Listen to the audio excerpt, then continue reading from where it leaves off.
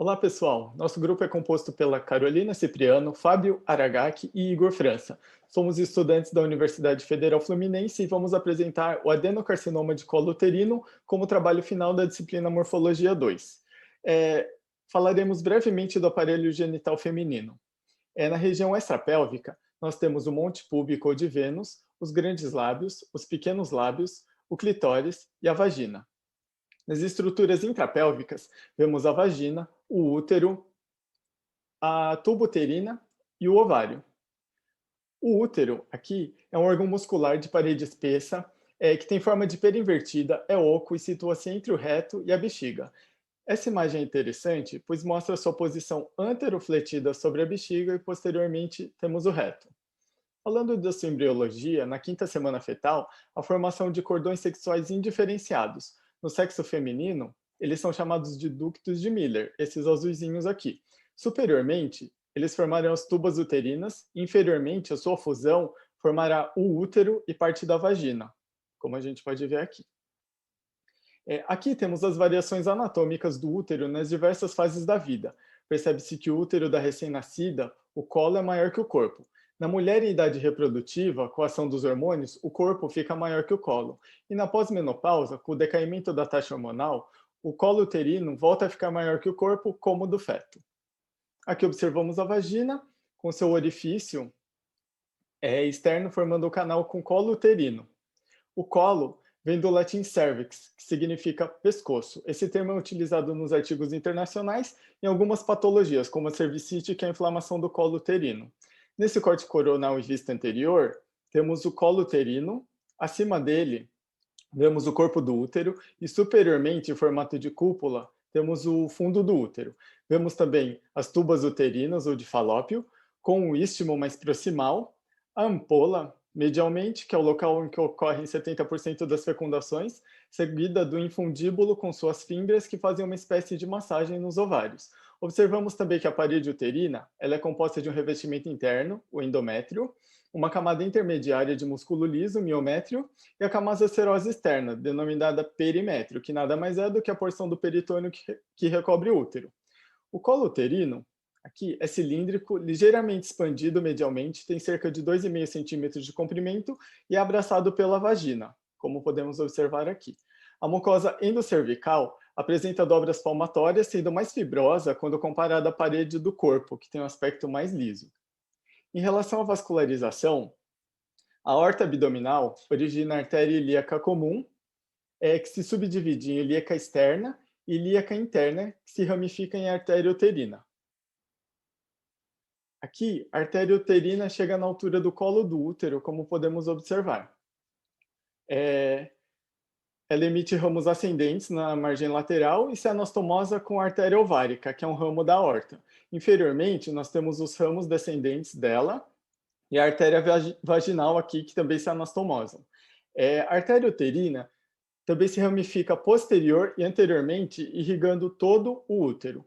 Uma característica importante desses vasos é que eles são espiralados, permitindo sua distensão no momento da gestação, como a gente observa aqui.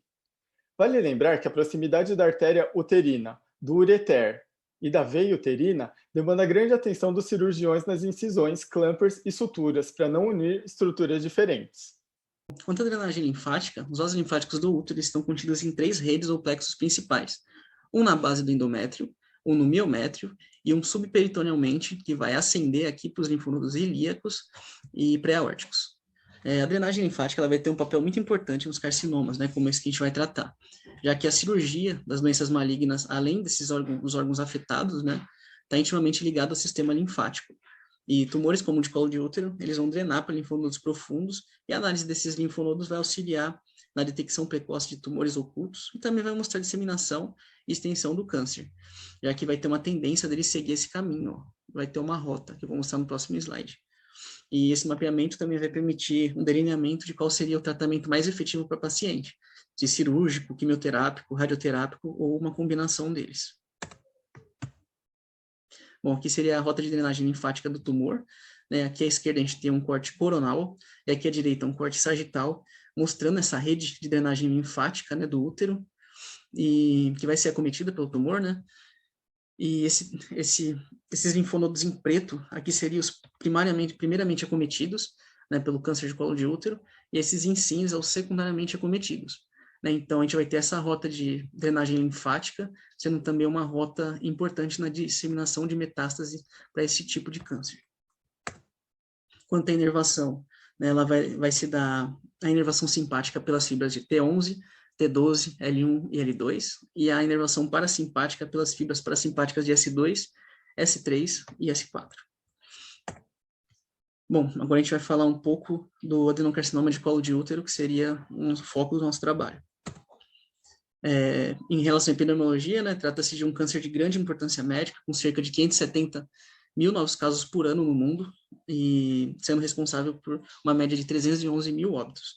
É a quarta maior causa de morte por câncer, né, em mulheres, e a incidência desse câncer ele é mais alta nos países subdesenvolvidos e em desenvolvimento em relação aos desenvolvidos, justamente por conta do acesso regular a exames preventivos, né, sobretudo o Papa Nicolau. Seria um exame que pode detectar a doença em seus estágios iniciais. Os adenocarcinomas, né, de um modo geral, são tumores que se desenvolvem a partir de células das glândulas, e o adenocarcinoma do colo uterino, ele vai se desenvolver a partir das células glandulares produtoras de muco aqui do endocérvice, nessa região do cérvice, do colo uterino. A principal causa desse tipo de câncer, né, seria a infecção pelo papilomavírus humano, o HPV, e trata-se de uma infecção muito comum.